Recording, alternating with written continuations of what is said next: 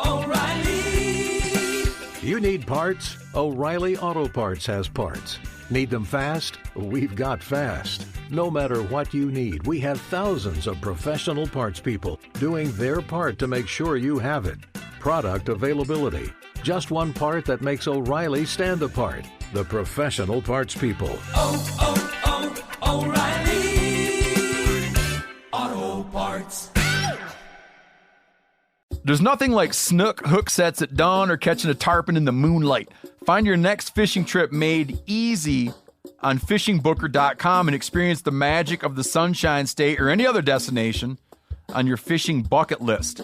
Book a blue water adventure in search of sailfish or go snapper fishing with the kids. With over 6,000 captains and trips to choose from, planning your next one just got a whole lot easier. Download the Fishing Booker app on the Google Play or App Store, or visit them online at fishingbooker.com to book your trip today.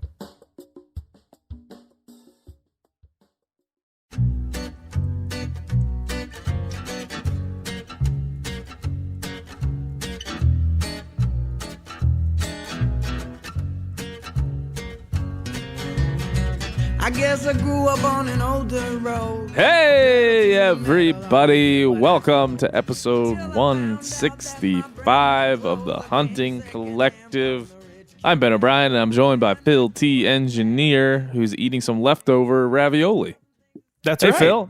4 cheese ravioli. There's nothing fancy in it. Wow. We just went with the standard. It was good though. Ravioli is a good leftover in my opinion.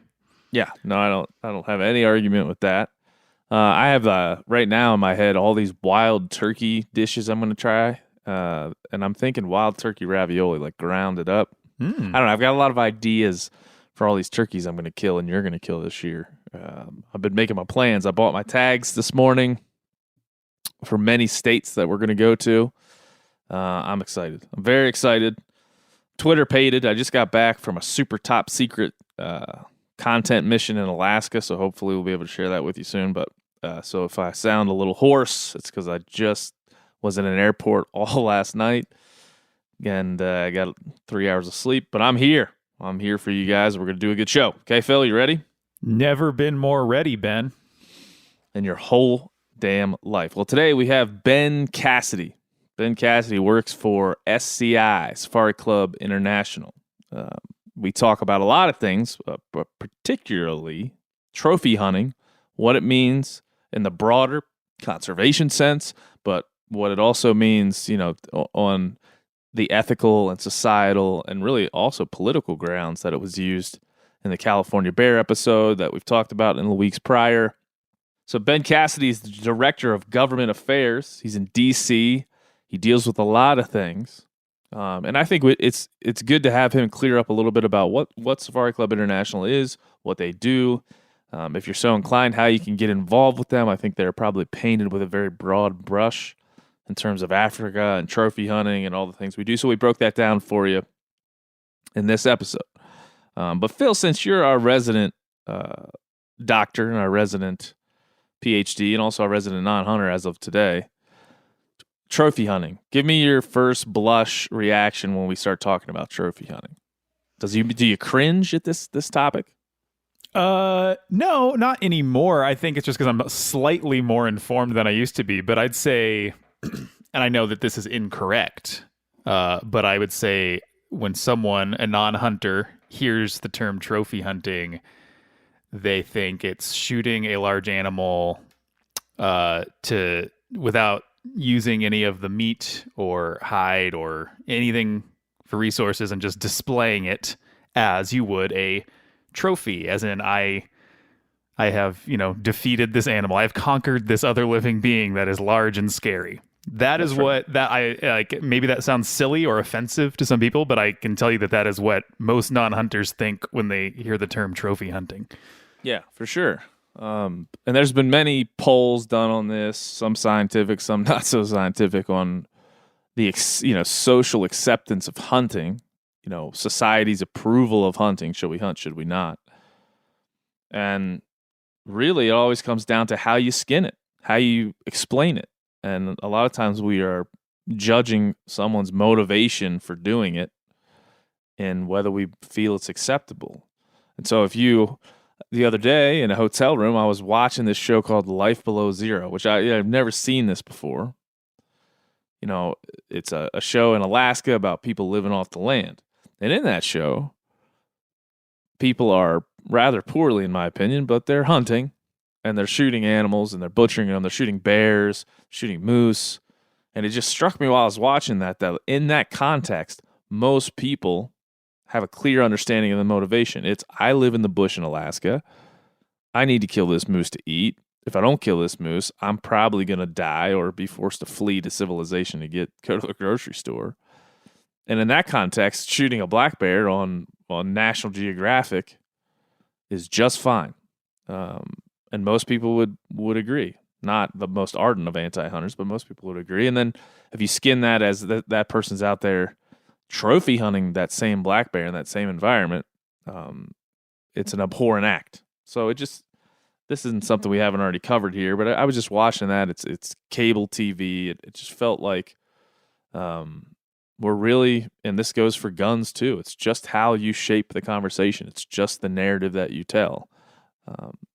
Underneath that is the same exact act, but explained away or skinned, as I mentioned, in a number of different fashions. So that is part of this conversation we had with Ben. It'll be a part of the conversation going forward, but one we'll hope to.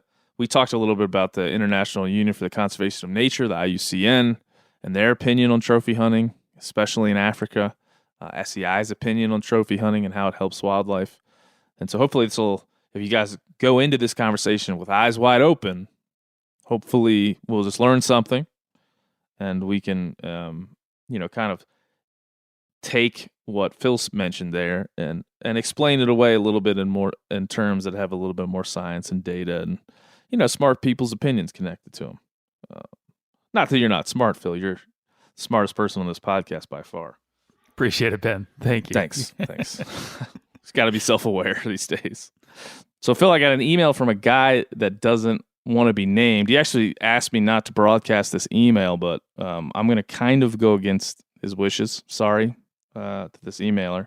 But I just feel like it's a really compelling story, and I want to read it, and we're obviously going to leave out his name and his identity because he didn't want to see this broadcast, but I do think this is an important story.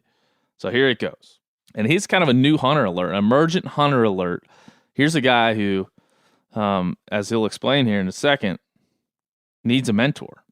He said, hey, Ben, first of all, I want to say I really appreciate your podcast. I am not a hunter yet. Most of my life, I viewed hunters in a negative way. I'm someone who loves animals, all animals.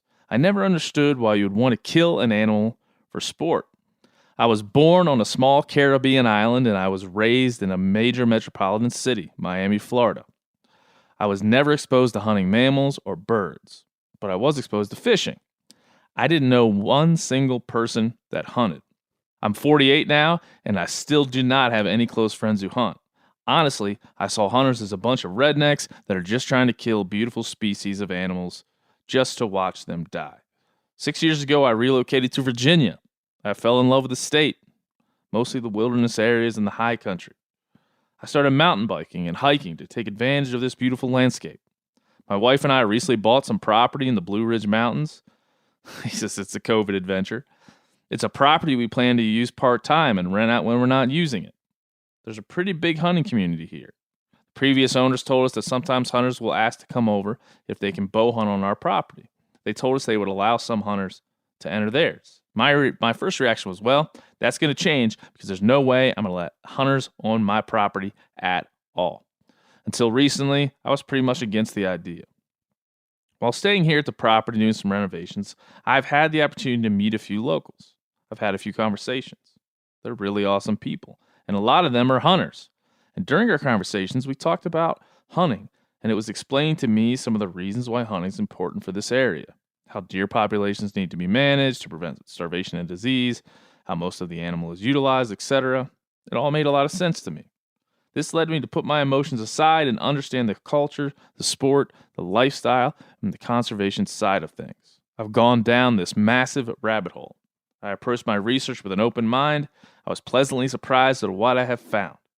The more I learn, the more I want to devour hunting content. I was so ignorant and so misinformed. He goes on a bunch of things. But he at the end, he questions, how is it that I've been so disconnected? I can watch an animal die, yet I love meat. I can't watch an animal die, yet I love meat and have no problem going to the supermarket's meat area and just pick up parts of dead animals without thinking of it. How can I look down on hunters, but have no problem with ordering a steak at a restaurant? How can I look at the sport that does so much for conservation than any other sport I've ever been a part of? Finding the information wasn't super easy. Most of what I found was on social media and YouTube, was targeted at experienced hunters. Also, it wasn't easy to watch or listen to some of the stuff I found. Like I said, I really approached it with open mind, and most people that are against hunting are probably not as open-minded. So he goes on to explain a bunch of things he wants to do to learn, but at the end, he starts to talk about he wants to go hunting. He said, even if I get into hunting, I'll probably never take a shot at a bear, but now I'm starting to be okay with the idea that it should not be banned. I feel like putting all this information out there would be very powerful. I want to help with that. But I also need someone to take me hunting. I have so many ideas. I can see this all happening right in front of me. I've already learned so much. And by the way, I'm still looking for that mentor. If you or anyone you know would like to take me on my first hunt, I would be forever in debt. Just be prepared to see a grown-ass man cry. So, because we're not going to share this gentleman's name, but I do think hearing somebody go through this idea of I was ignorant, I didn't know, but now I'm learning, I think it's incredibly important. So hopefully the author of this email doesn't get too mad at me, but I just really felt it was important to read.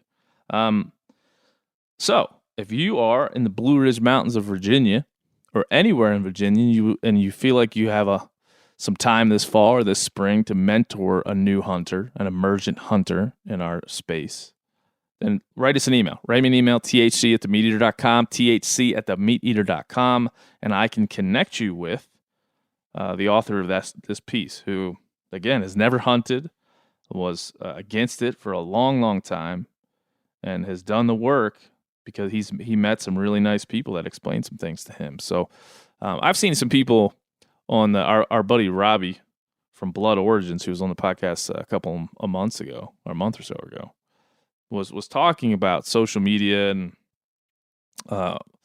made a video about how every post on your social media really means something. And I'm sure that's true, but it's also you look at this email and you realize that every person you meet, you have a chance to kind of explain this, because there's so many people that need it explained.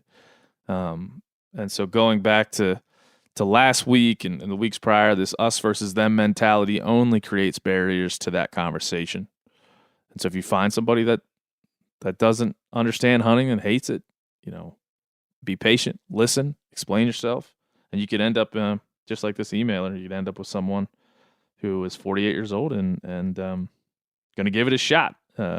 Probably, just like Phil, the engineer here. Phil, did that touch you a little bit, that email? Yeah, no, he was super open, and I really appreciated that. I thought it came through. I mean, he genuinely feels like he's kind of approaching this new chapter in his life, which is, it's fun to see. Yeah, and it's I think I imagine that's why we wax on every week about this, because it is such a big deal. How we eat and how we see animals and all that is intertwined there is a big deal. It does impact people.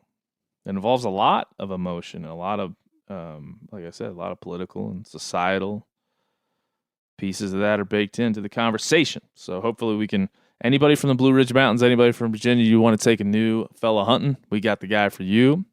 I will be happy to ask him for permission to hook you up, and hopefully we can help this brand new hunter get out there for the first time, since it is the year of the hunter, Philip, the year of the new hunter here at THC. So hopefully it's technically the year of the ox, Ben. I just like you to know the Lunar New Year was just a couple days ago.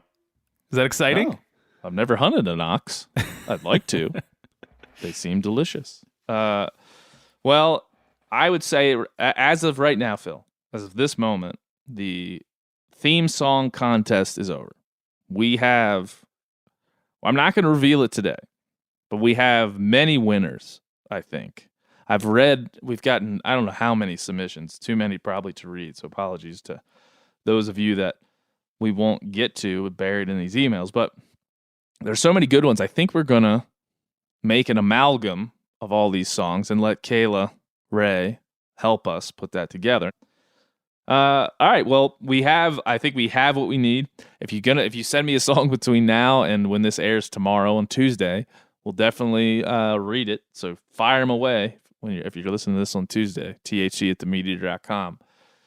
We are ready next week to bring on Kayla Ray and to get this song together and see what she has to say. We'll see whether she likes it or hates it or regrets her decisions, or maybe she doesn't ever talk to us again. You never know. But we're moving on with the THC theme song, and hopefully here before the month of February is over, we got something good for you all to listen to every single freaking week. We got some other less fun things to get into, but Phil, I just wanted to make sure, because we've been talking about love so much on the show lately, marriage, and all types of things around just the topic of being with our loved ones. Phil, what happened over there for Valentine's Day? Oh, not a whole lot. So the thing is, our anniversary is actually on the 13th. We don't really celebrate Valentine's Day. We just kind of turn the whole couple of days into like an anniversary / Valentine's Day thing. Mm-hmm. We just kind of treat it as like one special day. Gifts were exchanged. The kids joined in. We made some yummy food. We never make a big like event out of it. I told you I was having an allergic reaction to the flowers that I bought her. So I've got to stop. I've got to stop doing that, man. It's a terrible idea. Every time I get her flowers, I'm like sneezing nonstop for about a week. To be clear, we're not an anti-flowers podcast. Like I said, my dad ran a flower shop for my entire life, so I have an affinity for the florist industry. Sure. Especially small businesses. So we're a pro flowers podcast.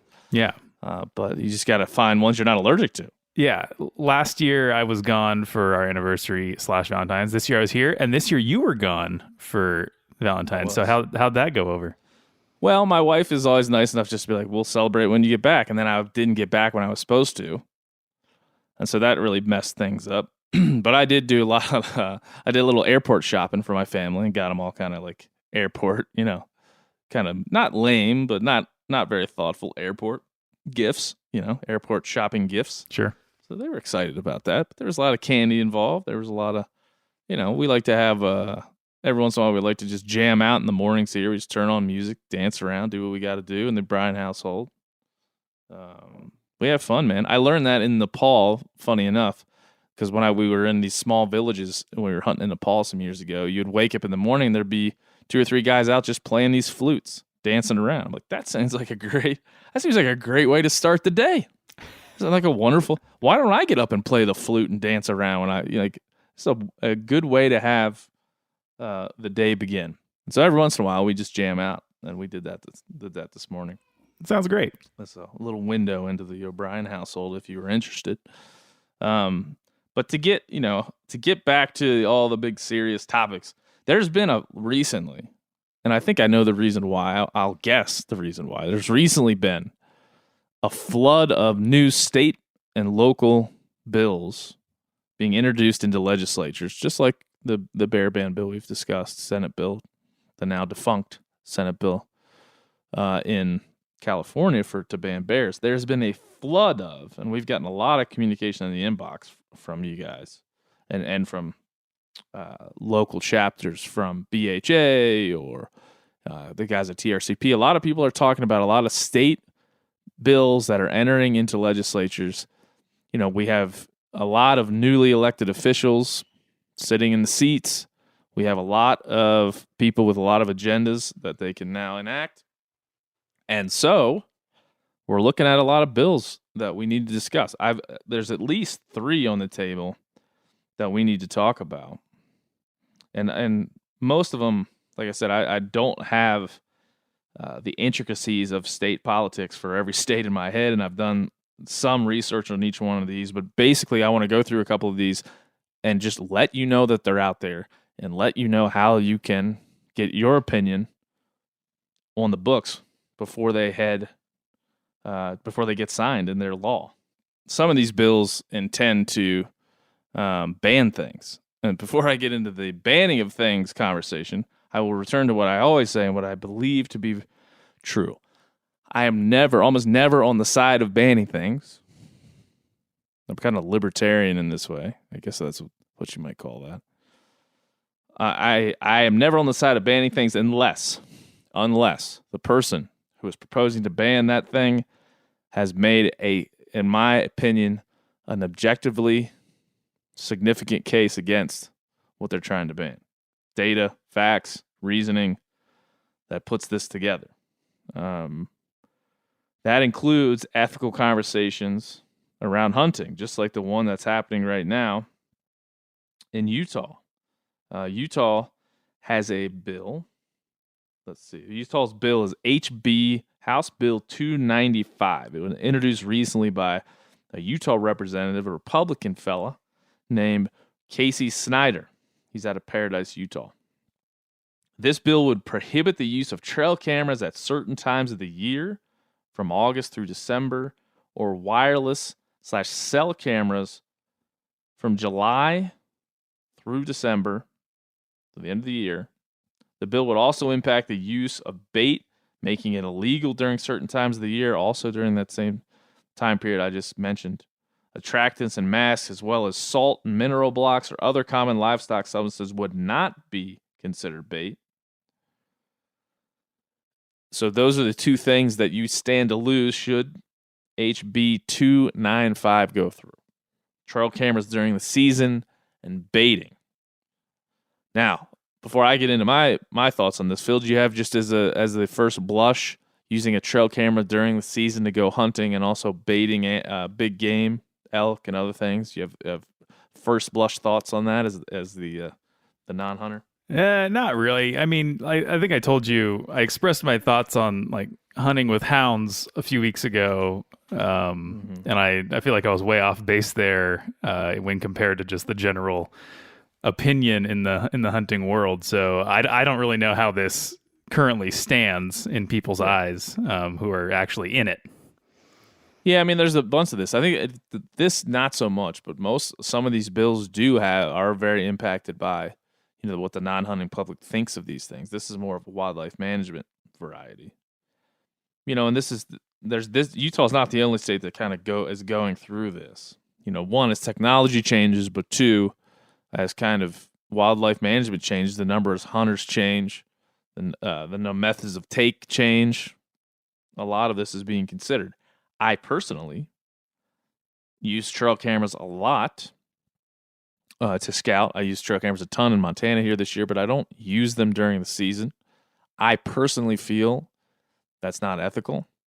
But again, my personal feelings, we got to, as we always have when we talk about ethics, you got to look at personal preference versus actual ethics. And in this case, my personal preference is not to use bait on big game, nor is it to use wireless cell cams during the season, or to use trail cameras at all during the season. In fact, I still have a trail camera hanging out in the middle of our public lands that I haven't touched since September. Hopefully it's still there. Because I just don't want to. I understand. I want the advantage prior to season is knowing the animals that are around, understanding travel times, understanding what's there. For me, it's a lot of understanding the predatory behavior that's there too. Are there grizzlies? Are there wolves? At least in our case. And so that's, and baiting, I don't believe ever, maybe when I was a younger child, we put out a salt block when I was a kid for deer, but it's not something that I partake in. But again, I feel pretty strongly that my personal opinion doesn't really matter here, other than the fact that I could write in to Representative Casey Snyder and let him know my personal opinion. We have to look at the science. We have to look at the harvest data. What are the success rates in Utah? What do they tend to be with bait? What do they tend to be without?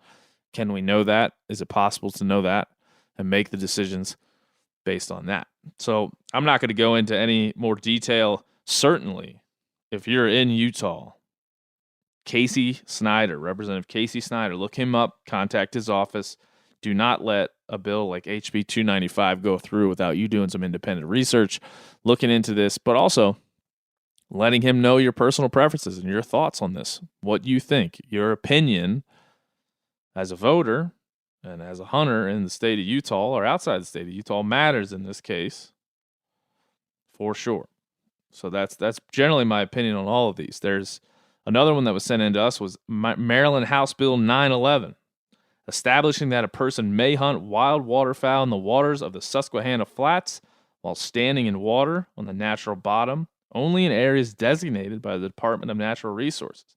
It also prohibits a person from hunting wild waterfowl in the Susquehanna Flats from a boat that is drifting, being sculled, or anchored in areas designated for hunting wild waterfowl while standing in a natural bottom.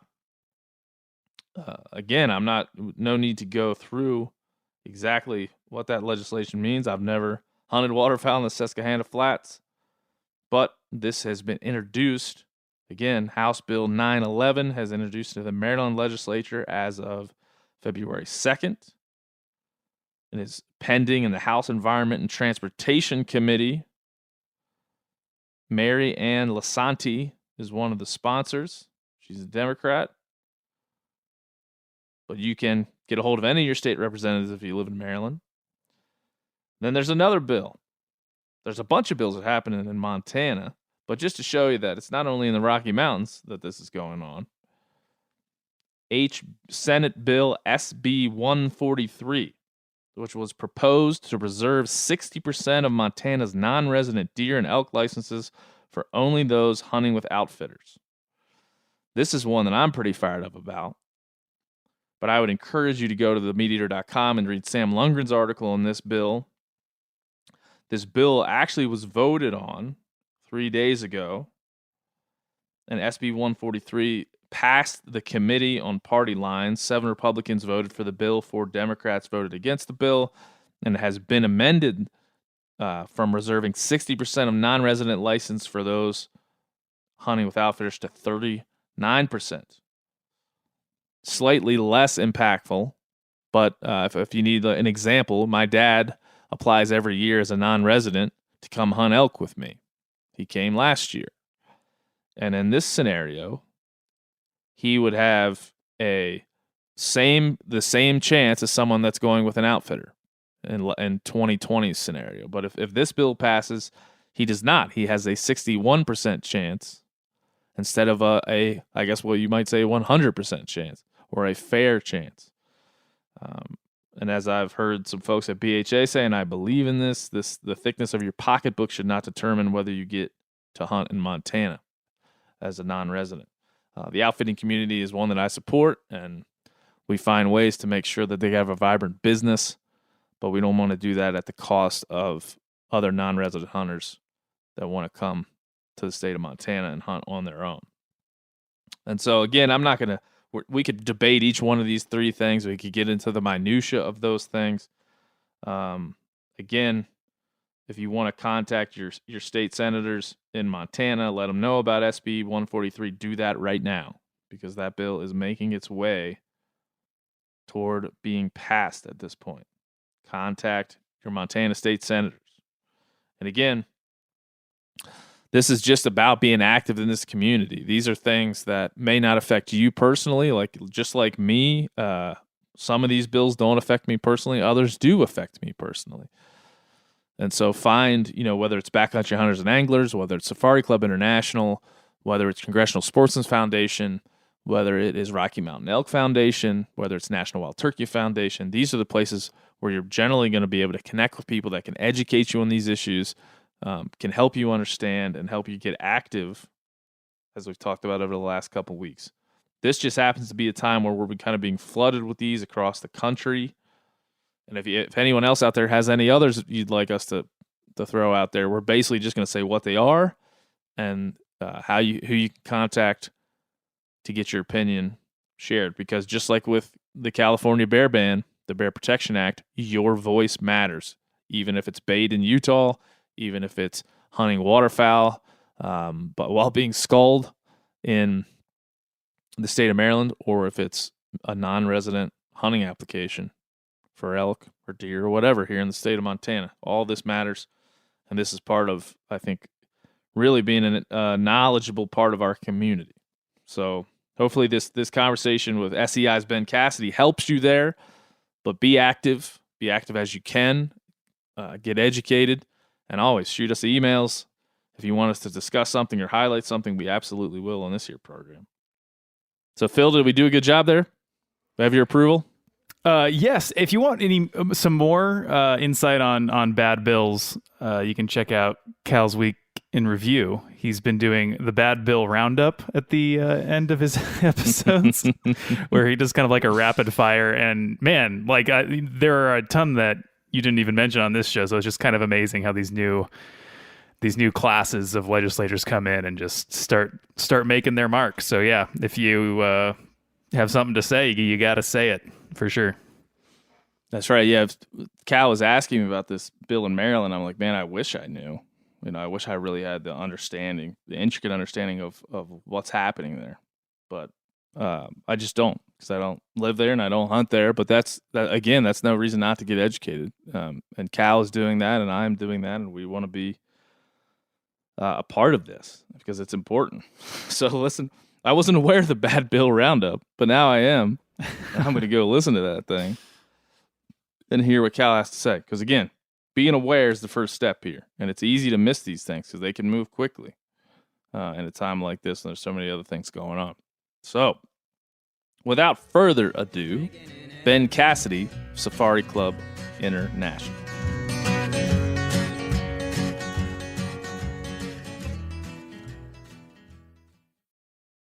O'Reilly Auto Parts are in the business of keeping your car on the road. O'Reilly Auto Parts offer friendly, helpful service and the parts knowledge you need for all your maintenance and repairs. If you're confused about what part you need, like what wipers are going to be the best, what replacement headlights are going to be the best, go into O'Reilly and talk to the people that work there, because they're great and they're super friendly, and they'll get you squared away where you walk out knowing you got the right thing.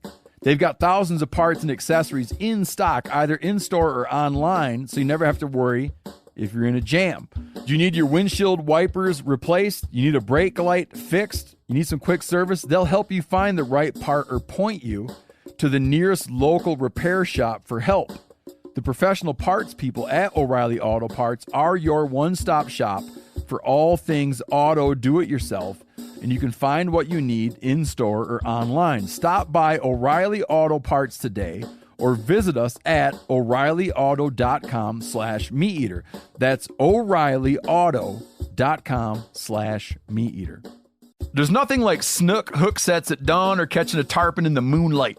Find your next fishing trip made easy on fishingbooker.com and experience the magic of the Sunshine State or any other destination on your fishing bucket list. Book a blue water adventure in search of sailfish or go snapper fishing with the kids. With over 6,000 captains and trips to choose from, planning your next one just got a whole lot easier. Download the Fishing Booker app on the Google Play or App Store, or visit them online at fishingbooker.com to book your trip today.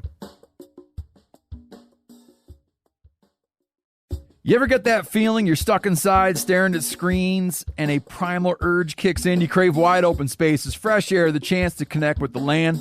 Well, maybe it's time to find your own piece of the wild, but searching for property can be a maze. That's where Land.com comes in. They got millions of listings across the country, from mountain ranches to hidden fishing holes. Their search tools are like a seasoned guide helping you narrow down what you want. Land.com isn't just about buying and selling. It's about finding a place to hunt, fish, explore, or simply sit by a campfire and listen to the crickets. So head over to Land.com today to turn one day into today, because trust me, there's nothing quite like the feeling of standing on your own piece of earth. Mr. Cassidy, how are you, sir? Wonderful, Mr. O'Brien. my fellow Benjamin. How are you Yes, that's why I couldn't say Ben, because I didn't want to get into some sort of inception of Ben's. Yeah. But yeah, the All name good. Ben really. I think we've had it at least. I think you're the sixth Ben. I was looking sixth Ben on the podcast, not including me. So congratulations. Yeah, it's exciting to be the sixth. Half a dozen.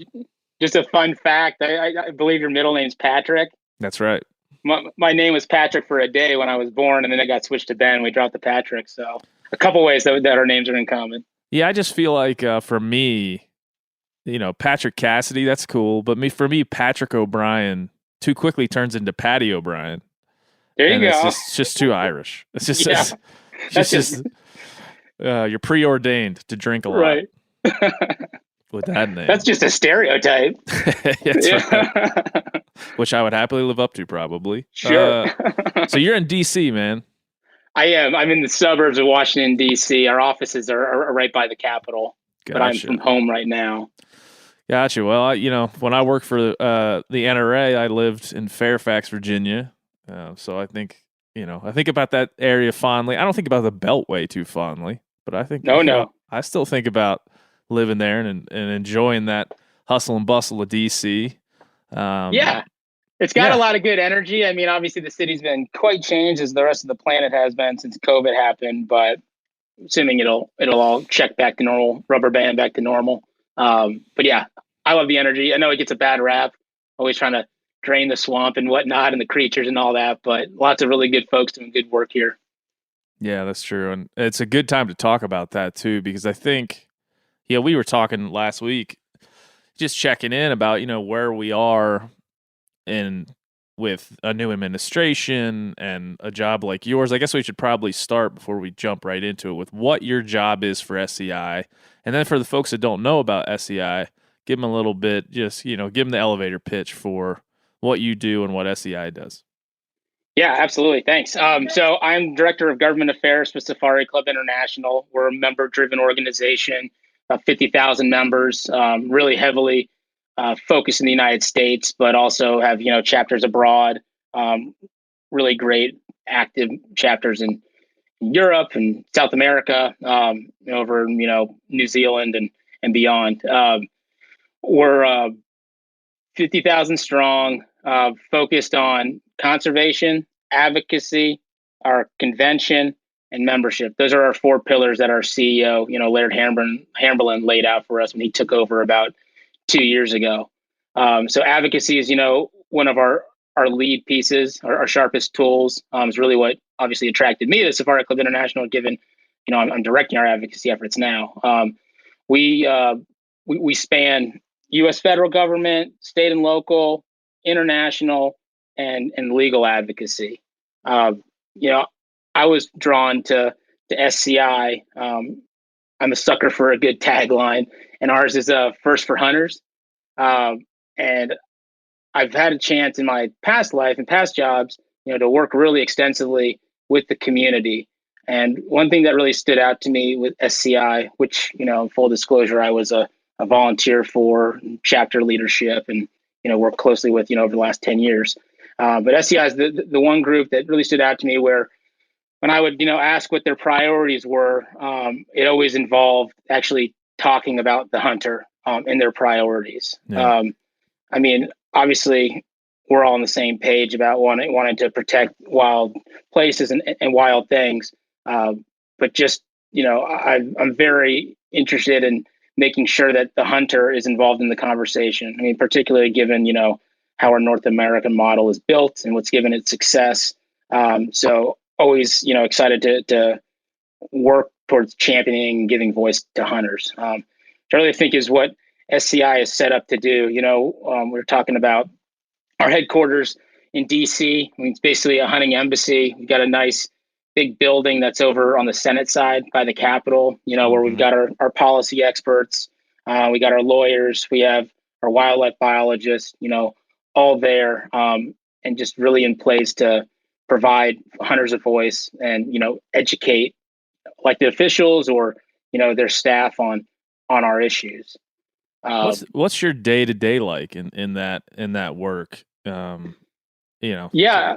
Don't skip the boring parts, because I think there are probably people, we'll get into this a little bit, but people have, with I think probably every conservation organization, everyone has what they assume is going on, kind of the more popular assumptions around, groups like Backcountry Hunters and Anglers and your group and others. Everybody kind of gets a broad label. But what's a day-to-day like, in a First for Hunters environment when you're on the hill? Yeah, I mean, it's a grab bag. Obviously, it's been a little different under COVID with, offices shut down. It's harder to just do a drop by and ask, a staffer to give you 5 minutes. Say, hey, give me 5, when they've got to leave their office and go to the main door of the main building to let you in to just come by and say hi. But traditionally, it's just hitting the hill, Capitol Hill, dropping in office to office, just checking with friends or folks that have questions and just bringing them up to speed on, the issues that we're working on. SCI is a different vantage point too, with the international side of things. We were really well equipped, with working with, Zoom and everything early on. It was the first time, I'd ever used it was when I first came on to SCI, because we needed it in place to talk with all of our friends and allies, overseas, for the different fights that we were having. I mean, so like today I was on a long call with our team, just going over the different, legal cases that we're involved in right now, or preparing to become involved in, followed by a long call with staff we have over in Brussels, just going over activities going on with the European Commission right now that relate to hunting. So, I mean, there's the focus in our backyard, and then there's the focus, overseas. We have in-house state lobbyists as well. So we have him, out tracking everything that's happening in the capitals, obviously working closely with our chapters on the ground, and also, our coalition of friends there. But it's a grab bag. It's a lot of meeting, talking to people. It's definitely a job for, an extrovert, that wants to, rub elbows. I mean, it's very hard in this situation where you're not doing that in person. I love a good, grip and grin and catching up over a beer or coffee. But in the absence of that, it's just lots of phone calls, lots of dialing right now. Yeah, I'm sure. And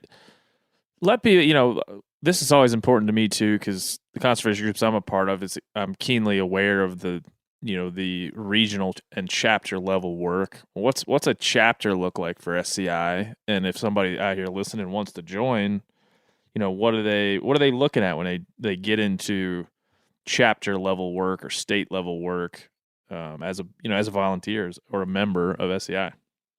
Yeah. I mean, SCI, so it's not the first member-driven organization that I've worked for. I also, like you, Ben, worked at NRA previously. But SCI, I've never seen an organization that members have as much, involvement and sway in things. I mean, for, say, my job, grassroots is critical. Working with our chapters that are on the ground, making sure that, the issues matter to them, that it's something that it's a priority to them before we ever engage in it. So we get a lot of our direction out of our advocacy team from the chapters. Like most every other NGO in our space, it's a big social culture as well. Really thrive off of having, awesome banquets, awesome get-togethers, just that sort of camaraderie. Dues that go towards the chapters or money that's raised from the banquets, a portion of that's kicked back to headquarters, 30% for the work that, I do and my team does. But the rest of it stays at the chapter level, for them to use, how they want. And that'll tend to be with projects that are done in their backyard. So I think it's a cool setup for a chapter where, not everything's having to just blindly be sent to the mothership, but rather they get to decide how it's used for the projects, that really matter to them, whether it's, again, in their backyard or somewhere overseas. But yeah, I mean, I really like the way it's set up. It's a lot of personalities and opinions, but obviously we're all on the same page, and having folks, overly committed to the cause is better than the opposite. So I like the way it's set up, being able to, work along with the chapters on what we prioritize. Yeah, I've seen that at my work on a board level in conservation groups where, the most passionate folks on a chapter level or a state level are the ones that are going to get it done. But they're also the ones that, they need attention and they want to be active. So you got to manage those things. But I know that, I would also say that I hear a lot of people that listen to this podcast are either coming into hunting as we flipped up. I don't know if you tell me if you like this. We turned adult onset hunter to emergent hunter. We've yet to copyright emergent hunter, but that's what we because I just didn't like adult onset hunter. It sounded like a disease or something. Catching, man. It definitely does if you're taking a poll. Yeah, like late onset, early onset. So, yeah, it doesn't work. So we changed it. Though, yeah, we changed that's good. It. So yeah, just so you know the parlance around these parts, but that's so we are, talking to a lot of folks like that, and when they walk in the door as a hunter, one of the questions I think because they're quickly ingrained in the fact that we care about conservation and there is an intense level of advocacy that goes along with a lot of the things that we do. Then they have like a menu of conservation groups and not an endless amount of money or time. And so they're trying to they select the thing most important to them. So, go ahead and pitch them. Tell them why SCI. And as I've told a lot of people, you can join many groups or you can just join one, but you really need to understand the landscape out there and what the impact and role of each is. Yeah, no, absolutely. Again, I'd go back to what drew me to work at SCI. And that's really, being a voice for hunters across the board. It's not limiting to, single species, single state, single country, but it's that conservation model, or just recognizing that hunting is a central tool in the conservation toolkit and defending it across the board. I think, if you're looking for supporting an organization that's going to, have your back in courts across the country, that's SCI. I mean, if you look across the docket at all the different, cases going on, nobody's spread and fighting in as many courtrooms, as Safari Club International is. I wasn't fully aware of that until I, came on board and have been pretty much blown away by it. But when there's a place for hunting to be defended, SCI is going to be there. And then on the political side of things, I mean, we're 50 years old next year, celebrating it with our convention next year in 2022. Our lobby shop's really been in place in the way it is now for about half of that time. But it's really ingrained. Members of Congress, senators, state legislators, they recognize the brand. They look for us for guidance and direction when they're considering, doing something or not doing something. So, when you're supporting SCI, you're supporting having a voice in front of legislators and decision makers. I had a chance to catch up and listen to some of your talk on the California bear ban bill, and really love that segment calling it is it guarding the gate? Yep. We need to start trademarking these things. That's Clay Newcomb. So Clay Newcomb, that was awesome, and I mean it really resonated with me because that's really what I see going on a lot with just fights across the planet with guarding the gate and not just picking the fight you get into, but defending, what the other side will see as the lowest hanging fruit, understanding that the ultimate method is that incremental steps towards, wiping it out. Sounds like apocalyptic and all that, but I really do think it's true. I've seen it in other, areas, whether it's, dropping the names on a sports franchise or banning a certain kind of firearm. I just don't think the other side stops once they've accomplished that low hanging fruit. They just reach for the higher fruit at that point. I just like, I've listened to you talk about, AR banning and all that. And, you'll see some of like the groups like, every town make that their focus, to get rid of ARs or what they will call weapons of war. But don't be fooled that, if they were to achieve that and it was banned, they don't just pack up their bags, send everybody home and say, our jobs are done. We can all retire now. They move to the next target. I think it happens the same way with hunting. You look at the most charismatic, sway opinion without science, and then move on to the next thing. Yeah. And we talked about this show when I first got recording this show and thought about what do I want to do, and a big part of it was wanting to kind of kick in the door on some of the dogmas and things in the hunting space that I just wanted to see, is that true? I'm being told that it's this way, right? I'm being told that this is what my belief should be as I become, a more prominent member of the hunting community. So I just want to look at these issues. And I'm telling you what you're saying. We looked at it. We've talked to anti-hunters. We've looked at legislation. This California bear ban, as I told people a couple of weeks ago with Clay, is really an amalgam of all of these ideological and political and societal things kind of mashed together, right? And we've talked to anti-hunters on this show. We've talked to vegans. We've examined kind of the precedent setting that goes on in a judicial and legal way with anti-hunting legislation or legislation to ban hunting or stop hunting or use the Endangered Species Act in such a way. And we've looked at that with a critical eye, not only on folks who you might call anti-hunters, but in the hunting community itself, to say, is this, as we look at this, is this guard the gate, slippery slope mentality, does that stand up? And I think it does stand up for firearms, and I think it does stand up for what we're talking about with California bear bans and any other type of hunting legislation ban around the country, at least as it currently sits. I mean, most of the examples of hunting bans in the United States are for predators, namely bears, mountain lions, coyotes, things of that nature. So I guess that gets us to something I wanted to talk about. Can you kind of give people an idea, at least from your perspective, of the dividing line between it's okay to hunt animals we eat, and we want to ban the hunting of animals we maybe don't eat, because that's really the predator hunting, line of demarcation, isn't it? It's definitely posed that way, and I don't know that it's always mutually exclusive to separate the two. But that also just doesn't look at the conservation side and the management side of these things. I mean, in the absence of folks going out and hunting, different species, how will they be managed? What will the cost be? Will it drain, funds? I mean, there's a role for the hunter,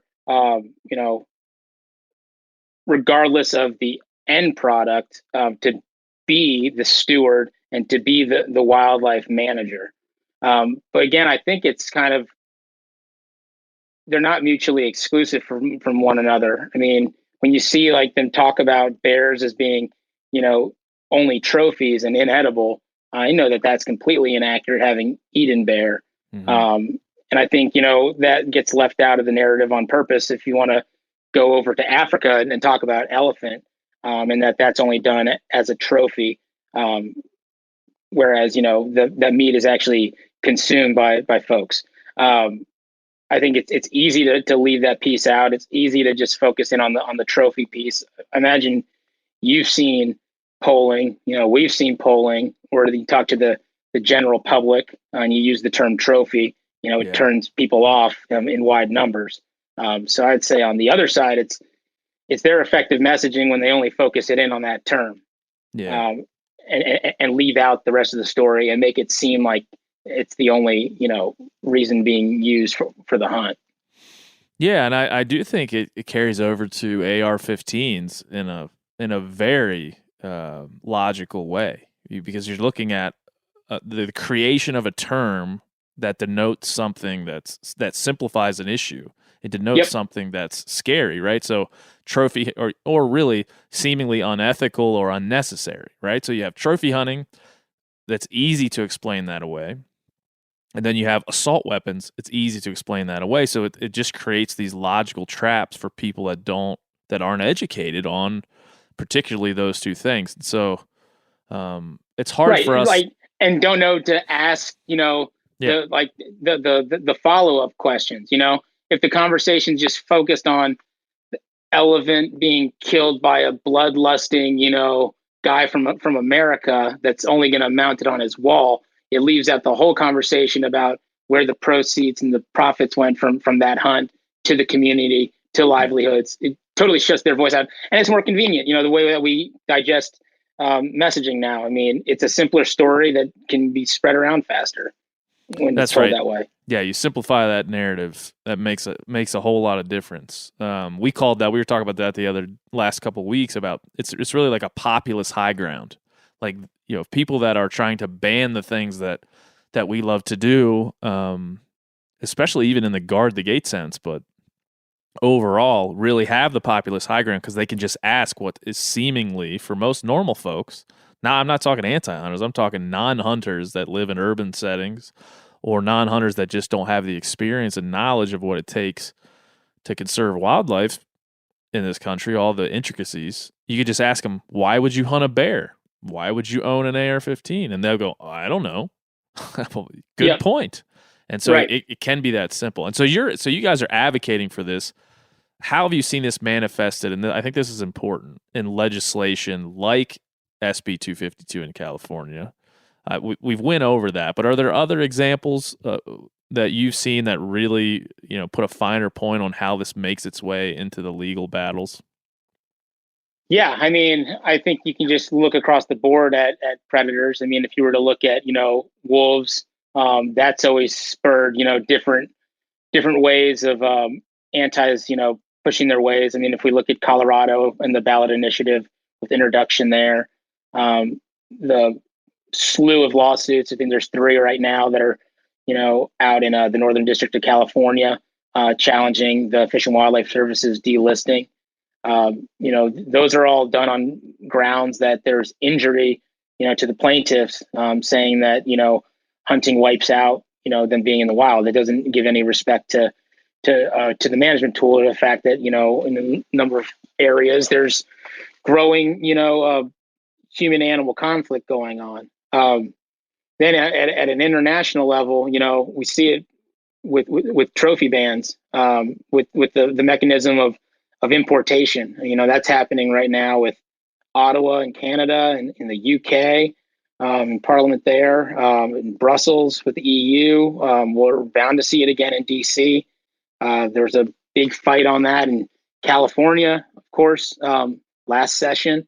But that's in the same vein as shutting down bear hunting. I mean, they don't tell the full story about a trophy ban. It's not going to stop hunting overseas because there's no jurisdiction over that from the U.S. But it will shut down the folks that are going over there and taking the hunts, being managers, providing, you know, money and incentives to the communities to protect those species and manage them. And that's just kind of over the last year since I've been on board, really just been popping up, especially with COVID-19 and health issues there. You see a number of animal health bills across the planet that are kind of just slipping in the trophy language because it's easy to just tuck in there and they make their argument for it. But yeah, I said I really do. I mean, I want to pose something to you, and this is not something we've done on the podcast, so it's you know, this is something that I want to try to pose both sides of what I'm hearing, and really kind of both sides that I see with trophy hunting, and see where where you would take it or how you think SCI would manage this conversation, if that's cool. And sure. Part of this is the International Union for the Conservation of Nature. Now, can you explain to people what that is, just from your perspective? You know, what's the definition of the IUCN in terms of its functional, you know, purpose? Yeah, IUCN is an overriding international body of scientists, you know, that crosses the whole gamut of conservation. But it's really there that, you know, you'll have joint statements put out by scientists that will give credence and credit to the role that hunting plays for managing of different species. They have, you know, their, I don't know if it's annual or biannual Congress. They're going to have their meeting here in Marseille, France in September. That was delayed from last year. But really, when you're talking about the facts and science at an international level, I always point to the folks at IUCN because they've been clearly on the record in support of hunting as a management tool. They have, and that's, to me, anytime we get into this argument, a lot of times it becomes an ideological argument, right? It becomes I like this and you don't. I think this is ethical and you don't. So it becomes a personal preference thing. But then when we get down to wildlife management and biology and science and how do we really make this work, you drill down to the IUCN and their position on trophy hunting specifically, and some other folks have called this community-based conservation. There's kind of connective tissue to that.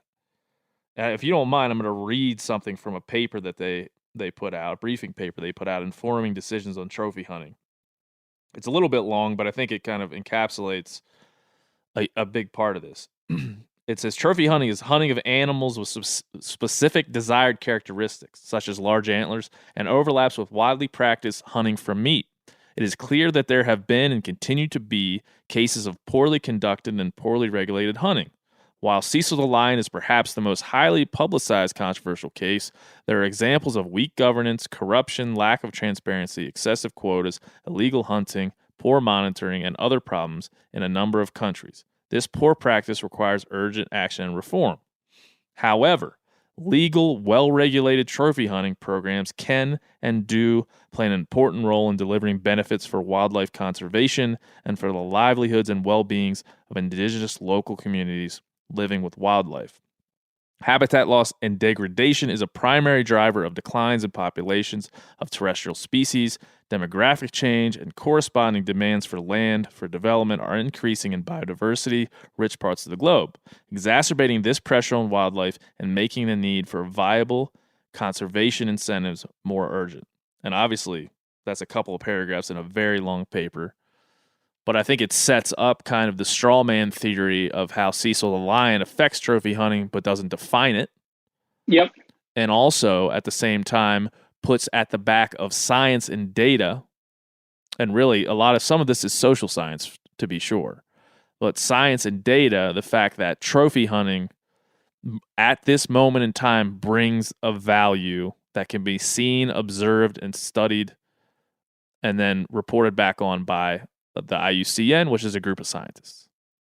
Does that all track? I mean, that's trying to set up, like, here is a really hard to argue with data set of facts, set of opinions that we should all really call to more often, I think.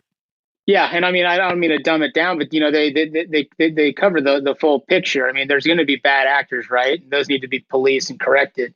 But if you're going to look at the folks that are doing it right, it goes under the model of if it pays, it stays. I mean, that's kind of shortening what they're saying. But if there's a value added to the animal, then they're going to maintain it, keep the population healthy and in place, rather than turning to other alternatives like, just mowing it all down and developing over it, which you're never going to get that habitat back. Yeah. But yeah, I mean, that's the science there. They're not trying to give it one way or another. They call balls and strikes, and I mean, that's probably our most pointed to statement when defending, what we'll call trophy hunting, is what IUCN has to say there. Yeah. It says at the end of it, if decisions to ban or restrict trophy hunting are taken, there is a need to identify and implement in advance viable alternative long-term sources of livelihood support and conservation incentives. That you could take that paragraph and just drop it in California and drop it into Senate Bill 252, right? I mean, literally anywhere people are arguing against trophy hunting, you could say, hey, absolutely, what's your viable alternative here? Yeah. And I mean, that statement, I don't think anywhere in those two paragraphs does it say that it's location specific, right? So it is cut and paste into any fight that's going on in this realm. Okay, so I think that's the strongest argument for trophy hunting and conservation-based community hunting and an international and an international sense, really, because we have the North American model of wildlife conservation, we have the American system of conservation funding, we have systems in place that aren't necessarily in place in other parts of the world. Sure. Yeah, I think a lot of folks can take that for granted, right, and not realize that it is unique to us. I mean, it is one of our greatest exports also. I mean, other countries are hip to it and want to put it in place, but we're also unique just in how egalitarian, hunting is in the United States, which I always have a constant reminder on it, when I talk to our friends over in Europe. I mean, in no other place is it really across the board middle class that gets out and makes up the bulk of hunting. I mean, if you go over sees it's either, sustenance or just leisure activity, with nothing in between. Really makes it unique for us.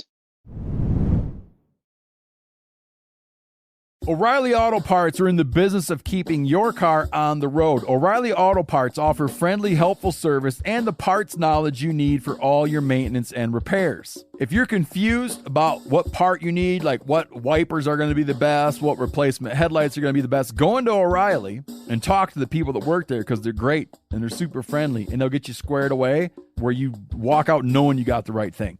They've got thousands of parts and accessories in stock, either in-store or online, so you never have to worry if you're in a jam. Do you need your windshield wipers replaced? You need a brake light fixed? You need some quick service? They'll help you find the right part or point you to the nearest local repair shop for help. The professional parts people at O'Reilly Auto Parts are your one-stop shop for all things auto do-it-yourself, and you can find what you need in-store or online. Stop by O'Reilly Auto Parts today or visit us at O'ReillyAuto.com/MeatEater. That's O'ReillyAuto.com/MeatEater. There's nothing like snook hook sets at dawn or catching a tarpon in the moonlight. Find your next fishing trip made easy on fishingbooker.com and experience the magic of the Sunshine State or any other destination on your fishing bucket list. Book a blue water adventure in search of sailfish or go snapper fishing with the kids. With over 6,000 captains and trips to choose from, planning your next one just got a whole lot easier.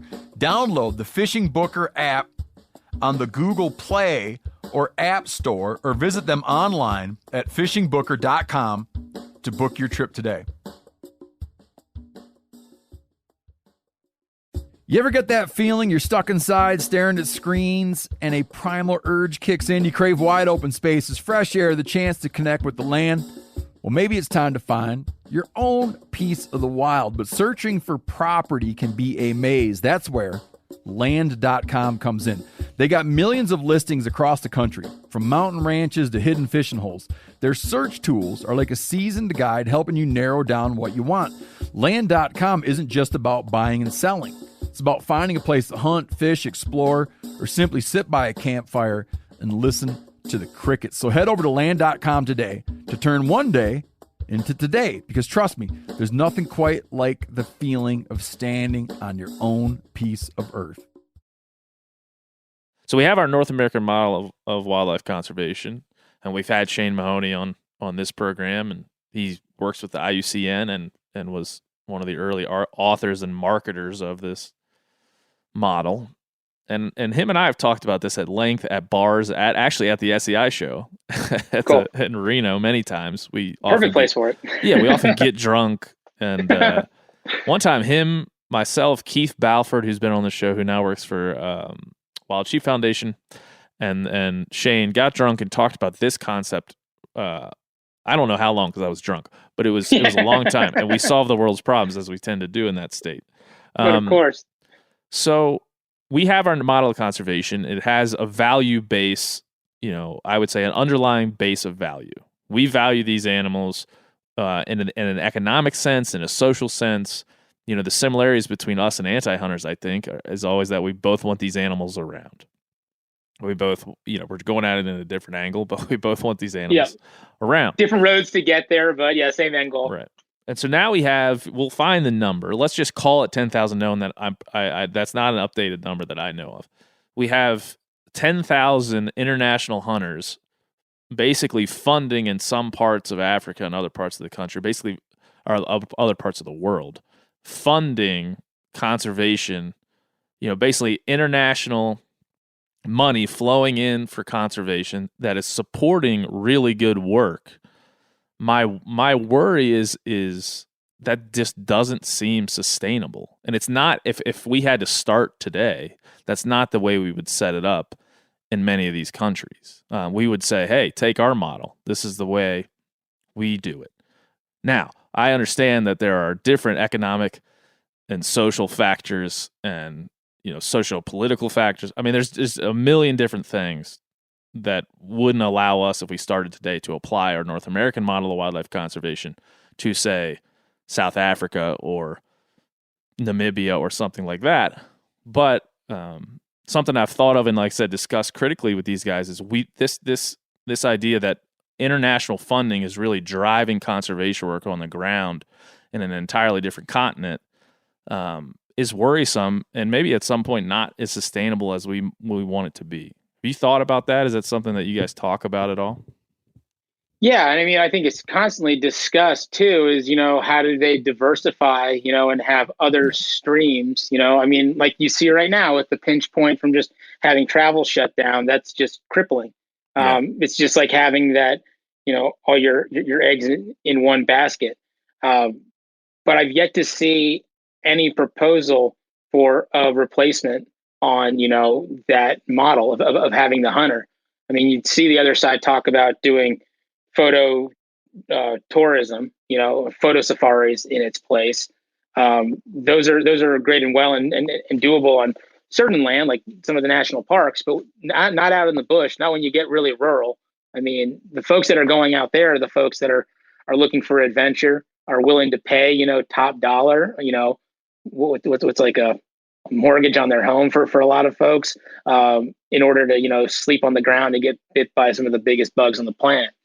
I just don't know what else is in place to replace that. And I don't know that it's, not sustainable. I still see the same folks, with their concessions coming over to the U.S. to sell their hunts, still telling folks, after a couple of days, say at our convention, that they're sold out and fully booked. Mm-hmm. When business is open and well, they're doing well. But yeah, of course, it's always, anytime something is, there's only one means of revenue, for somebody. I mean, you've got to look at how to diversify. I mean, it's the same thing with, the model for NGOs, all focused on, raising money off of banquets. Take that away. We're all, experiencing that now. Yeah. What other ways are there to diversify? Yeah. No, I mean, talk about sustainability, especially economically, boy, COVID has put us all in that mindset. Like, how do we have to adapt now that we don't have what we've relied upon?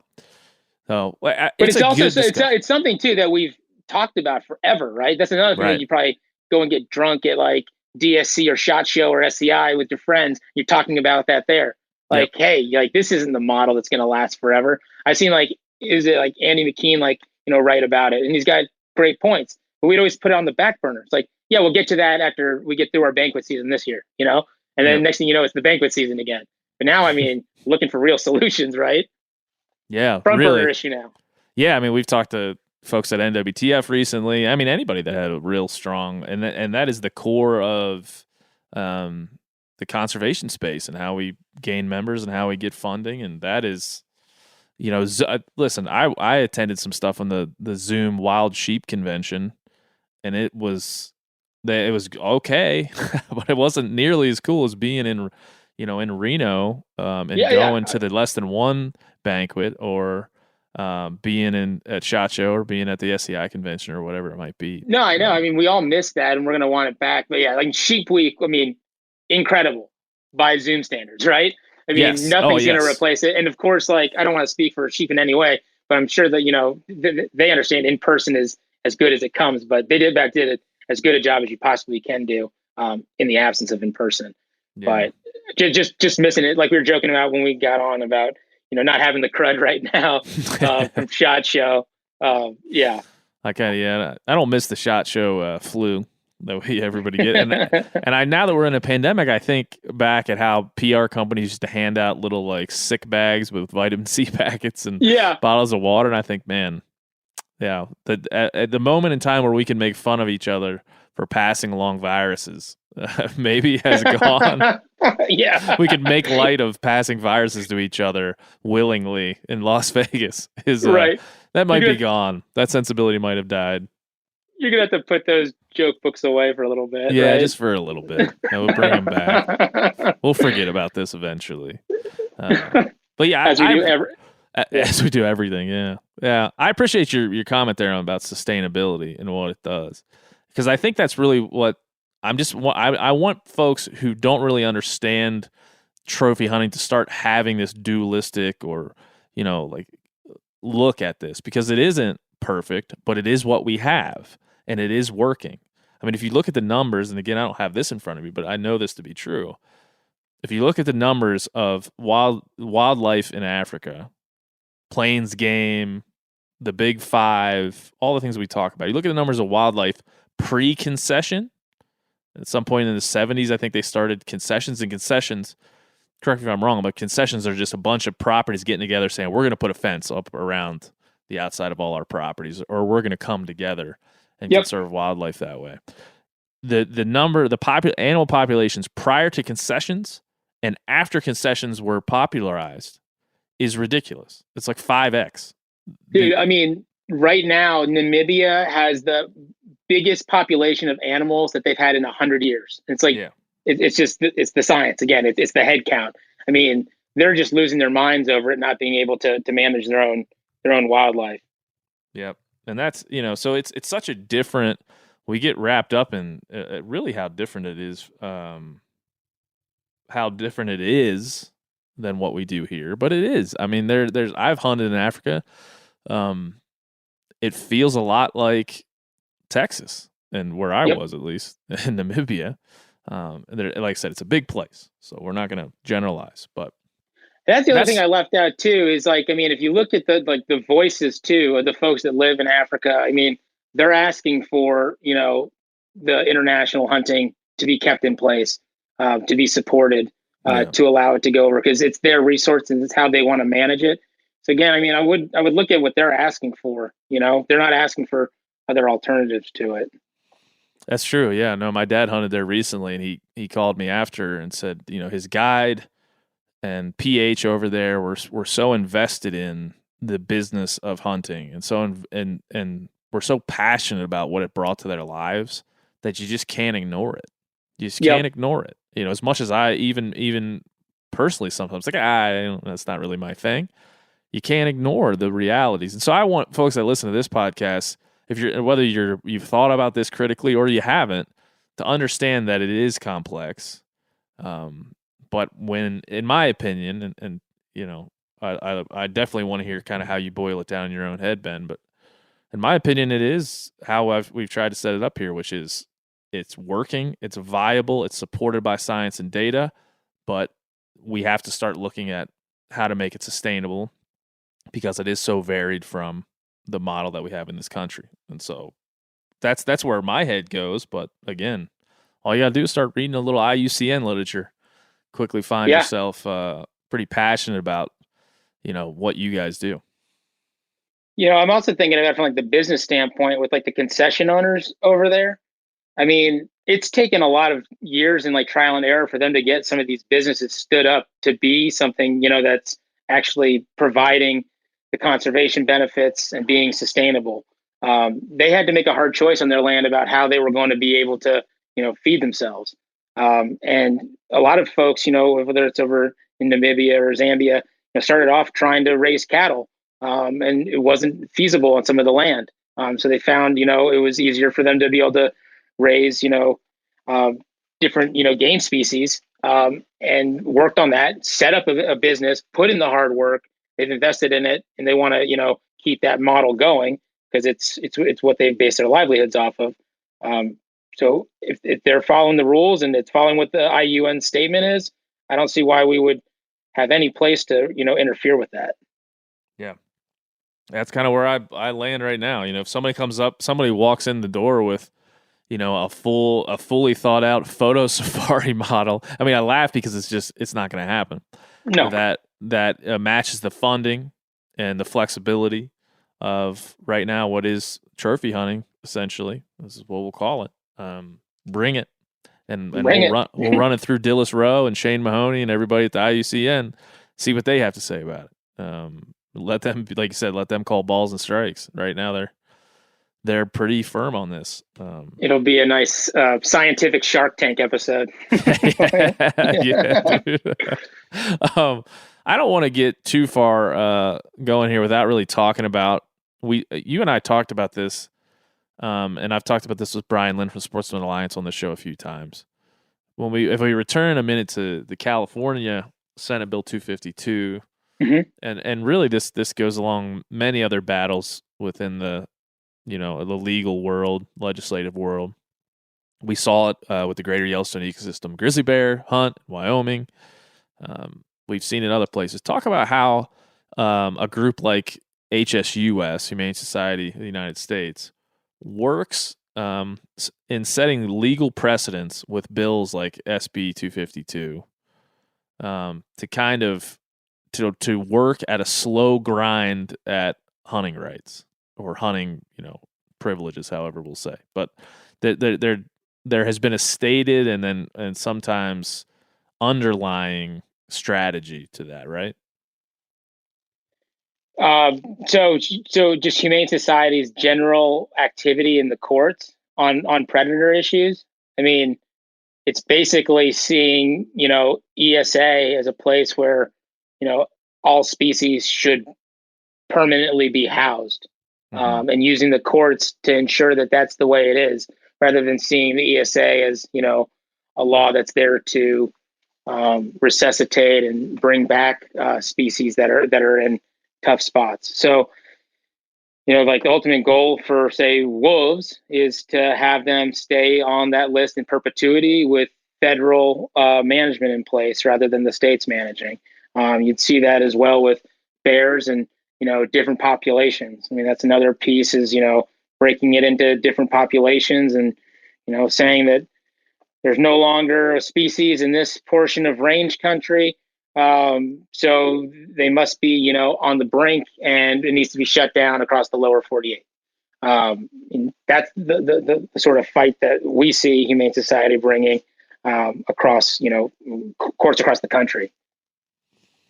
Well, where do we go from here now that we kind of there's the article on your guys' website about kind of the digital the growing digital fight on legislation like this. How do you how do you handicap what happened in California? Because we haven't talked about it. I probably told you I had this great idea to buy a billboard in downtown San Francisco. Yeah, At least I thought it was a great idea. I was like shedding a tear. I was like, this beautiful idea is never going to come to act. But I mean, obviously, there's going to be another fight and opportunity. Oh yeah, of course, of course. But yeah, I was shocked, just by how quickly it happened. I mean, the change.org petition, 21,000 folks on it. I think that made a huge difference there for the bill being pulled. I think a number of factors are attributed to it. I think Governor Newsom's probably primarily focused on recall and all those things. But I think it makes a big difference. I mean, that's a big thing that I've really focused on since coming over to SCI is, standing up our grassroots abilities also, the chance to give hunters a voice. I mean, we use our own platform called the Hunter Action Advocacy Center, where we'll engage our members to speak up when Wiener introduces something bad and get folks educated and not give folks, a free pass, or just make damn sure that every legislator placing the vote knows what they're actually voting for. And I think, over the last year or so, especially with people more focused on, their digital toolkit, we've seen all the different NGOs really stand up that same sort of presence, which is awesome. And that's like right now, we're looking at a proposed comment period on these cottonwood cases, which is, basically like redundant process in place for making forest management decisions to the point where all the resources are going to it and forests aren't being managed and wildfires ensue and, infections and everything. So we're doing a comment period there on a rule to streamline it. And we've gotten, 1,100 of our members so far to send comments directly to, Fish and Wildlife Service. We're working with the broader coalition with all of our friends, whether it's, Rocky Mountain elk or sheep or any of the other groups who also have their own systems in place, and they're also doing it that same way. So you add on that chorus of folks speaking up, then we're not really looking like the minority on these issues anymore, but rather, a big majority. So, yeah, I mean, as soon as I heard that, I like I said, I was disappointed. I was so happy with my idea, so proud of myself for the billboard that I was going to create.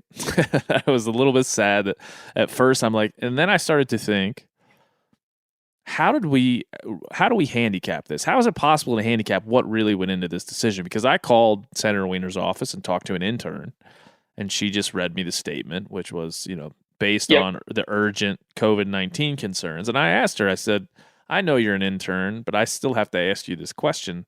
Has COVID-19 become more urgent in the last 10 days or however long it has been since this was introduced?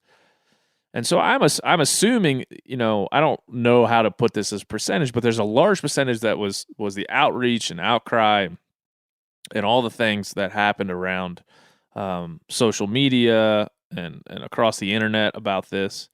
And then there was the idea in California that the threshold for dealing with that kind of backlash is not real high, at this point. There's so many other things to deal with. So I imagine that there's some mix to that. But as you were just talking about, we're looking at a future where there's a real power in the hunting community. There's a real power in the groups like yours and groups like RMEF and BHA. Like, we can make a real impact here. And that's the thing that I leave this whole SB 252 situation, this saga, as you were, with, that we can make, if we all decide this is bullshit, we're not going to have it, we can make change. We can push back on some of this legislation. Absolutely. I mean, a lot goes into, Senator Wiener making his final decision, but you can't have the absence of just the people, speaking up. That's just a critical piece that can't be missing. Because, also just don't be fooled that, the other side, the folks that want the bears to be banned, they also have, the ability to flip a switch and have people comment in.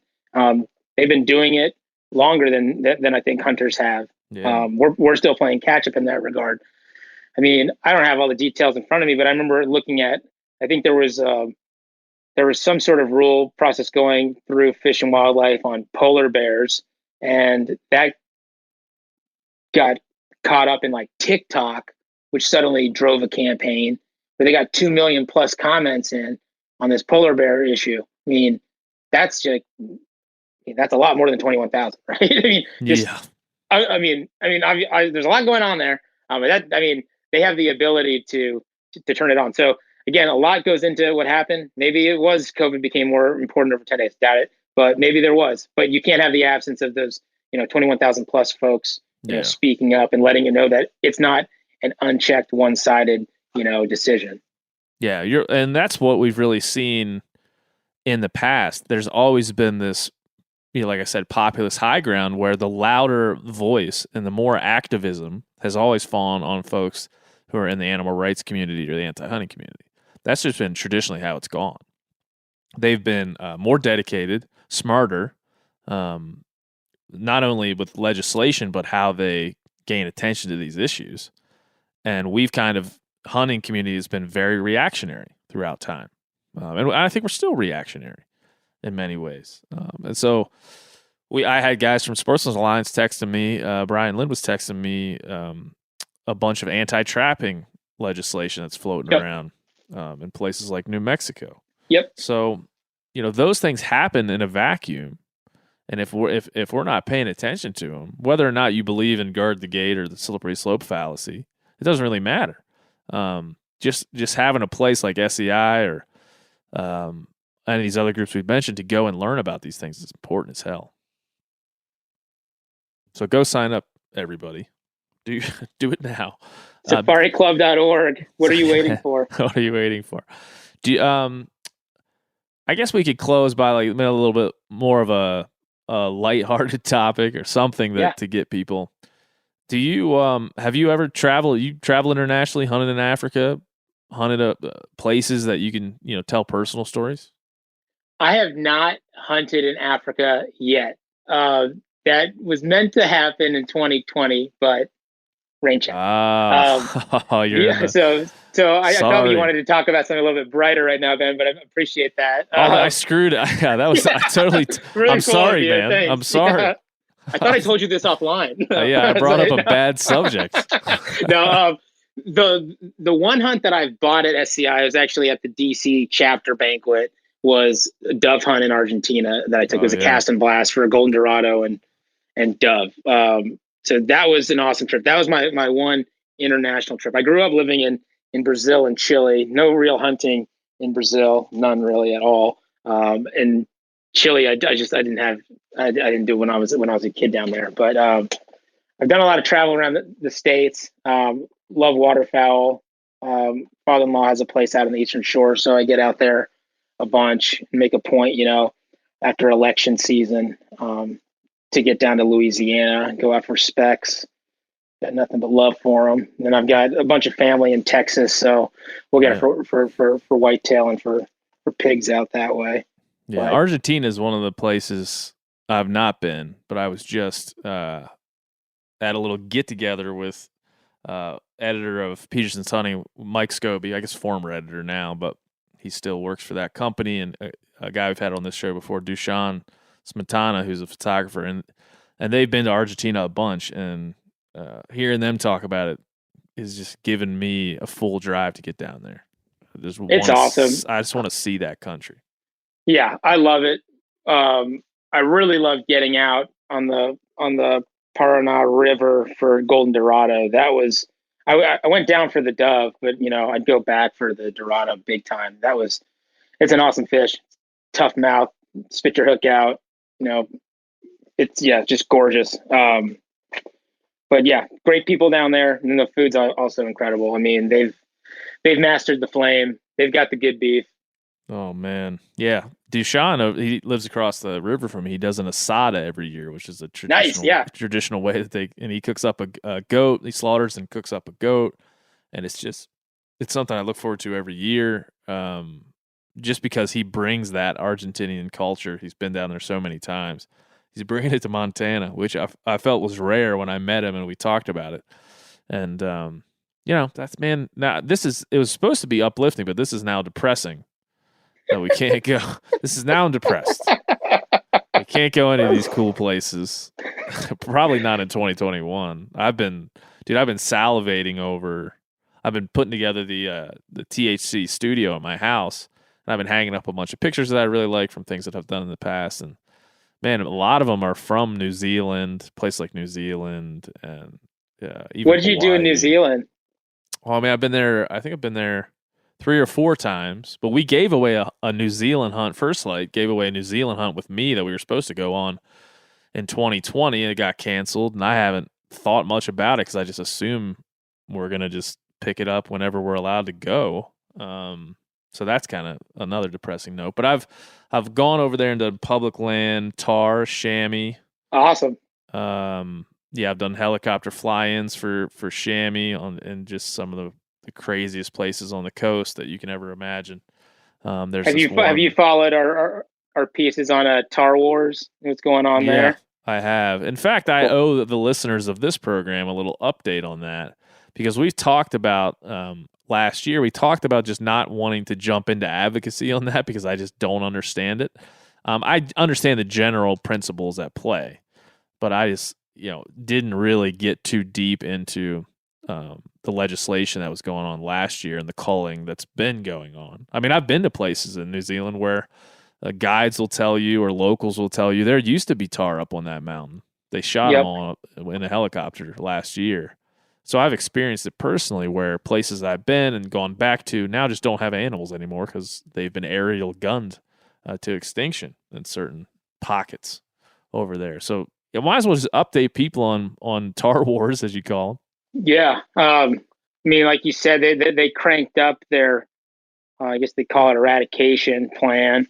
It was Eugenie Sage was the Green Party. She's from the Green Party, but they had a coalition government. So even though Labor was in charge there, she was a Green in charge of their Department of Conservation. Her past life was really like a lobbyist or policy employee for their Humane Society over in New Zealand. Mm-hmm. And she'd been on the record for 20 plus years saying her plan was to bring New Zealand back to how it was before man ever set foot there. Basically get rid of people and any species that was introduced any mammal really. I mean, that's what all was introduced. So she had been on the record there. So in the twilight of her tenure, she went full bore on eradicating, really ratcheting up aerial hunting, management of bulls. So they got those numbers in place. They didn't confer at all with the sportsman's community, even though that was, in their management plan that there had to be consultation. So they ended up putting a hold on it, took a pause, consulted, basically didn't take any recommendations from sportsmen, ended up going back out and doing some more hours. Fortunately, an election took place there, end of September, early October, where Labor had a sweeping victory, didn't need to rely on a coalition government anymore, so no longer had a place for Eugenie Sage. So now Labor is in place at the OC. There's been a lot of quiet silence around the issue. Those high levels of management hours aren't occurring anymore right now. So it's given a breath of fresh air. I know all of our partners in our chapter over in New Zealand, very optimistic, whereas they really felt silenced, shut out of the process, and defeated, rightfully so. At least now are, looking forward to having more conversations and putting their side across. I mean, the whole time this was happening from their Department of Conservation, the Prime Minister and everybody from Labor was quiet on it, knowing not to step into the fray. So it was really that Green Party push. It's such a crazy, it's like a paradox. It's one of the ultimate. 2021 and 2020 have just been one big paradox in and of itself. But when I think of the Green Environmentalist Party aerial gunning animals, I don't know, guys. That doesn't seem very environmentally sound to me. No. I've always wondered about, even when I've been down there, I've always wondered out loud, and I always feel like it's kind of not my place to have a real intense opinion, other than I really like going over there and I really enjoy those animals in those habitats. Why is it a lot of islands, like New Zealand and semi-closed ecosystems, a lot of them have Hawaii's like this, a lot of introduced non-native, you could call them invasive, depending on how you want to define things, species. And when they proliferate to the extent that a tahr and a chamois might, and an economy builds around them and tourism builds around them, why then wouldn't you accept them as part of what we might just say is the modern ecosystem, the human, directed ecosystem that now exists there? What is the obsession with going back in time to some deterministic point and saying this is how it should be now because it was this way? Because environments are ever changing. Nature is change. So I just never understood that. I don't understand how something like that could result in, the mass killing and not utilizing bodies. It's not like they scoop up these tahr and chamois off the top of the mountains with a helicopter and take them back and serve them to needy New Zealanders. They leave them lay. They leave them lay. Yep. And we talked about we talked about this a little bit last week on the show with APHIS in the United States and how that works its way into this conversation. But have you talked to anybody that allowed you to really understand, this nativism, I guess, or the way that this rolls out? Because I've seen it in other places. We've seen it in the U.S. with some national park superintendents, wanting to shock the water to take it back to where it was. I'll never understand it. I mean, it does seem like a very obvious paradox of wiping out and killing a species, if you're in an anti-hunting group. It happened. I like with the way you goats. put it too. It's like this idealized concept of before, anything was introduced, everything was much better. I mean, I guess they'll point to maybe something that the tahr like to consume or eat, being wiped out because of it. That's it, right? And that happened with sheep and goats in Washington here. I guess there's an argument to say, like, if the presence of a non-native species is really impacting a native one, but then you get into like what's native and non-native. Sure. How far do we go back? How do we determine these things? It sounds like we're talking about immigration, but I don't know. There's huge parallels to this, but this is one of those. This issue is interesting to me. We talked about with Pete Munich from the Rocky Mountain Goat Alliance. We talked about this last year too on this show a little bit, and it is one of the great paradoxes that tends to happen. But it's more intense, I think, in New Zealand because the aerial gunning is just without. It's like almost part of the culture now over there, and so I'm glad you brought shed a little bit of light into that. Do you feel like the future? There's more fights in the future, or do you see it, because of that political defeat, having a little bit more legs to keep the proclivity to aerial gun animals to extinction out of the popular culture? I don't think there's another like person that could be in that minister of DOC position that was as anti-Tahr as Eugenie Sage. So with her being put to the side, I just don't see it as rising to the same priority level. I mean, obviously I could be proven wrong, but that having her removed from that seat was about as good as it could have been for right now. I mean, and now the work just needs to be done on really opening up consultation and making sure that isn't just, thrown by the wayside again. Yeah. Yeah. And I'm just looking here. I was reading a government document about the Encyclopedia of New Zealand Mammals, and it says deliberately introduced animals include wallaby, opossum, stoat, ferret, weasel, 8 species of deer, tahr, chamois, rabbit, hare, and hedgehog. So, that's a lot. And so when the bulk of the species running around on your island are introduced, when does it change over to being, a largely native environment? I mean, how do you? To weigh that out logically is mind-boggling to me. It just is. Yeah. I mean, again, at what point are you like putting everybody back on a boat too and saying, "All right, everybody, you're part of the invasive problem too." Yeah, I mean, when we came over, we introduced those animals, so we were the first animal, to be able to manipulate environment like that, and thus we did. Yep. But I will tell a brief story about being on a sheep station over on the South Island, New Zealand, hunting fallow deer with Andrew McKean, who you mentioned. We were over there hunting this sheep station, and I mean, fallow deer everywhere. The fallow deer rut is incredible. They croak like some kind of prehistoric frog. The bucks do when they're chasing does. And so this is, it's kind of like if you imagine the high desert of Nevada, kind of rocky and arid. And so we're over there chasing these fallow deer. We get a couple bucks on the ground, and one night we're driving out and we meet this guy, the Rabbit Man.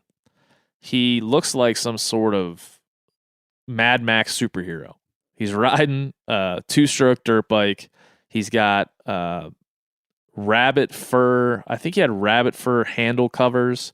He was wearing a leather jacket and a helmet with a big spotlight on it. And his job was to drive around every night and shoot rabbits because of the intense overpopulation of rabbits on that sheep station and across the island. He shot rabbits every night for about 8 hours, if I remember this correctly. He would drive around with a .22 and a shotgun and shoot rabbits every night, and then he would go back and log how many rabbits he'd shot that night in a book, and he had been doing that for over a decade, and the guy had killed millions of rabbits on this single sheep station. His full-time job was to ride around at night with a spotlight and shoot rabbits. And did it with gusto. That's awesome. I mean, I did, yeah, it didn't, and we got to have dinner with him and talk to him about his life, and it just goes to show you, as much as I say it's just logically confusing what's going on down there, it's just different than what we have here. Because if a guy like that can exist, a rabbit-killing superhero can exist down there, I don't know if we can really draw a parallel. I guess that's real. That's real. It's down under, man. It's upside down. Yeah, we talked seriously about doing a documentary for a long time about this guy, and you would be entertained. I hope he's still down there doing it. It's been some years ago. I hope he's down there still shooting rabbits every night, because they were telling us stories where they would put up picket fences to, for sheep or whatever. This is a huge sheep station. A station is just a ranch. They put up fences for paddocks for sheep, and the rabbits would literally chew them down within days. There's so many rabbits that they would chew an entire fence down with big, thick wooden posts. Wow. In days or weeks, and that's how many rabbits they were dealing with. So we have a lot of New Zealanders that listen to this show, and they're very vocal, and I'm sure they'll be excited to hear us telling some New Zealand stories and shining a light on what they got going down there. I think they're all going to say, "Don't let your dream die either. Make this movie happen." The Rabbit Man. Yeah, I will, with a serious face, go to the head of SCI and make a pitch for us to help you with it. Just don't let this dream die. I will not. Well, that's a good place to end with that dream, because we were just getting depressed that we can't go to New Zealand, but we can still make a documentary. Damn straight. Yep. We'll get that media exemption to go down there, get tested, go down there, be real safe, and make a documentary. Nice. Found the loophole. Hey, that's a real positive place to end. The COVID loophole to get us to New Zealand. Me, you, the Rabbit Man. It's going to be a party. God, I love it. Well, Ben, thanks for doing what you do, man. Go have a little Ben's Chili Bowl for me next time you're down in DC. If that's still a thing, if you could still do that, can you still do it? Okay. Oh yeah. All right. I'm driving into the city tonight for dinner, and I'll go by Ben's and make sure it's still thriving. I'll take a photo and send it over. Yeah, I get worried about stuff like that in times of COVID. I don't want to read some news story that Ben's Chili Bowl's out of business.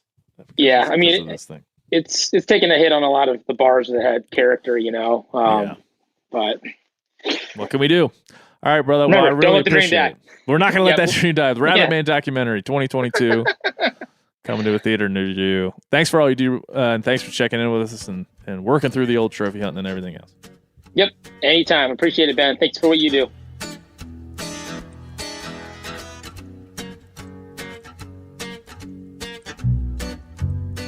All right. That's not what I usually say. That's it. That's all. Dude, my mind is gone, Phil.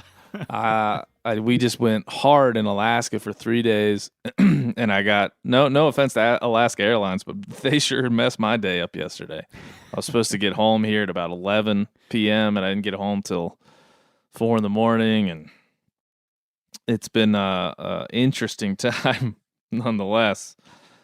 But hopefully this here podcast was listenable, and apologies if I didn't do a good job today. No excuses. But hey, listen, you guys did a great job. There was an email from a guy named Brett R. I said I wasn't going to read anything, podcast theme song related, but I'm going to read you some of what Brett wrote. It's entitled "The Anthem of a Cult." Ready for it? Yeah. I'm not going to sing it, Phil, okay? Okay, well, that's good. Don't ask me to sing it. Good first step. I know you. No worries. Okay. Working pick and shovel or pen in hand, we congregate now as children of the land, mindful, focused, and living for the search, dreaming of a fire with a salty Gilbert.